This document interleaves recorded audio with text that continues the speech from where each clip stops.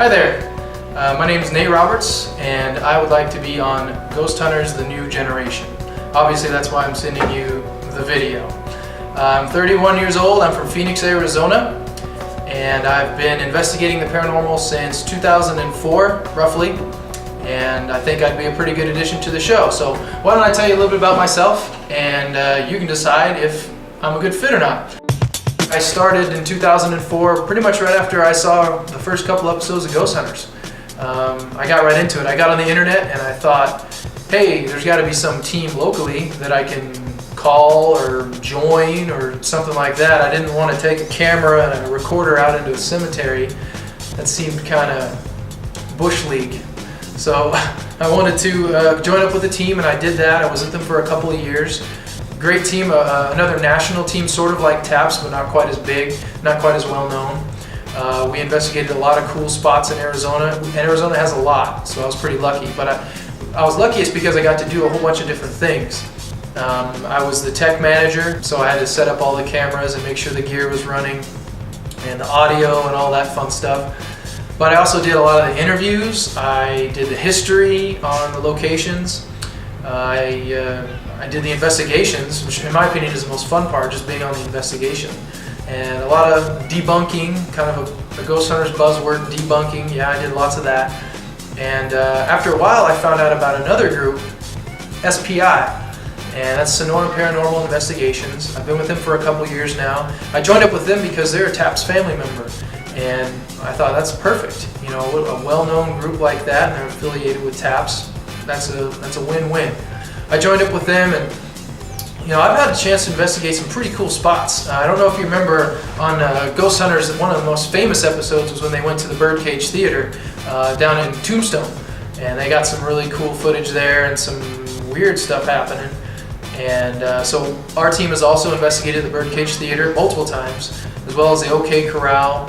And like I said, Arizona's cool, so we got a lot of ghost towns and stuff like that around. So I've been to the Vulture Mine, I've been to Goldfield Ghost Town, a couple other ghost towns, and of course dozens of residential investigations as well, with the homeowner and things like that. So I've got a lot of experience ghost hunting, and hopefully I can bring that to the table. You won't have to train me on how to work the gizmos or you know the basic premise for how things go. I mean, watching the show, you can get a good idea for what to do, but actually being out in the field for a few years and doing the casework, there's actually a lot of work that goes into it behind the cameras that those guys take care of. So I can appreciate the work that those guys do off the camera, because I've been a part of it for several years now. Got married in October, so I'm still a newlywed. We just got back from Paris, which was awesome. I play soccer a lot. That's kind of my other hobby.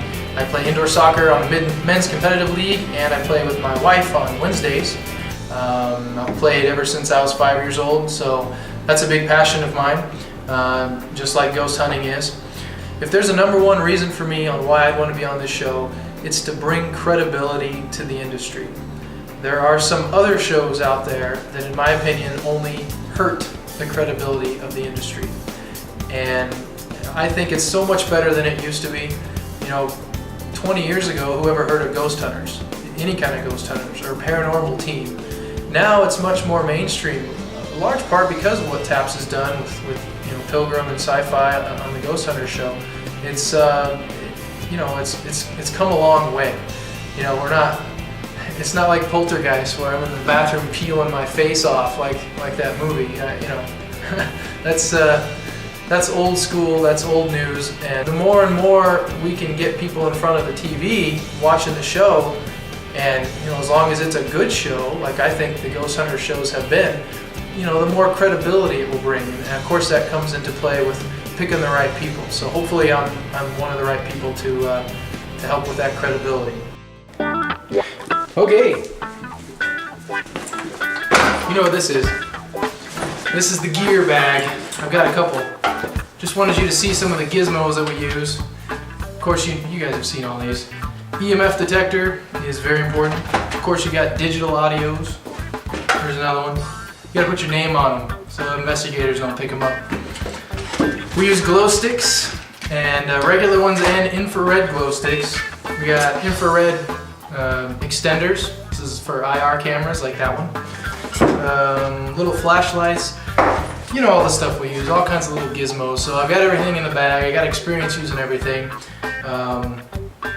So I'm good to go with the gear. I don't really know exactly what you're looking for. I just hope that I can fill in whatever blank you need. I can communicate well, and again, I know all the tech work and what needs to be done. So if there's anything else that I can give to you guys, any questions you may have, of course you have my phone number.